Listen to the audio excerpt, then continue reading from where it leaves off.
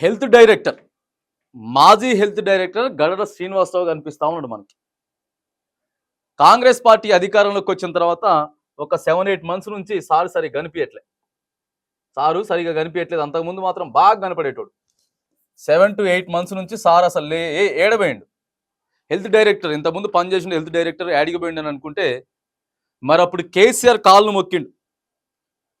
కేసీఆర్ కాళ్ళు 1000 సార్లైనా మొక్కుతా, BRS party నుంచి నాకు అవకాశం ఇస్తే పోటీ కూడా చేస్తా అని చెప్పి అప్పుడు పదే పదే మాట్లాడినటువంటి గడల శ్రీనివాస్ ఇక కాంగ్రెస్ ప్రభుత్వం అధికారంలోకి వచ్చిన తర్వాత కేసీఆర్ కాళ్ళు మొక్కిండు, బాగా బీఆర్ఎస్ని బాగా పొగిడిండు అని చెప్పి కొద్దిగా ఫోకస్ చేసినటువంటి సందర్భంలో ఇక మనోడు అప్పటి నుంచి వీఆర్ఎస్ తీసుకోవాలని చెప్పి చూస్తా ఉన్నాడు. వాలంటరీ రిటైర్మెంట్ అనమాట. ఇక అప్పటి నుంచి ఇక లాంగ్ లీవే.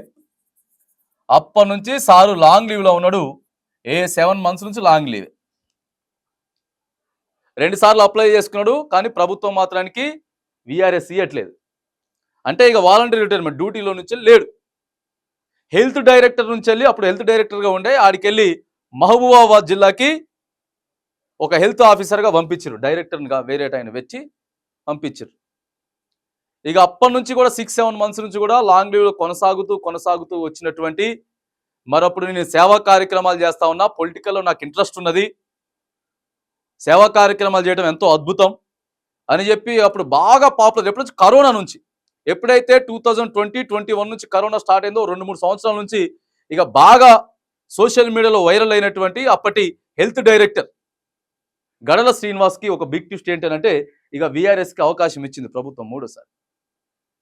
వాలంటరీ రిటైర్మెంట్ ప్రకటించుకో, ఇక నువ్వు ఉద్యోగం చేయొద్దు అనుకుంటున్నావు కాబట్టి సరే ఓకే కానీ అని చెప్పేసి తాజాగా కూడా ఉత్తర్వులు వెలువడినట్టు కూడా కనపడతా ఉంటుంది. మరి ఇక అందుకే చెప్తా ఉంటాం, అధికారులు రాజకీయాలకి దూరంగా ఉండాలా, ఏదన్నా ఉంటే హాయ్ బాయ్ అన్నట్టే ఉండాలి, కానీ కాళ్ళు మొక్కుతాం లేకపోతే సోషల్ మీడియా ముందొచ్చి బహిరంగంగా మేము పొగడెత్తాం, భుజాన్ని ఎత్తుకుంటాం, సంఖకి ఎత్తుకుంటాం అంటే ఏమైంది? ఇప్పుడు మొహం జల్లలేదు కదండి, మొహం జల్లలేదు, ఉద్యోగం చేయడానికి మొహం జల్లలేదు. ఎక్కడ తొక్కేస్తారో కాంగ్రెస్ పార్టీ వాళ్ళు, అప్పుడు నేను అంత చేసిన కదా అని.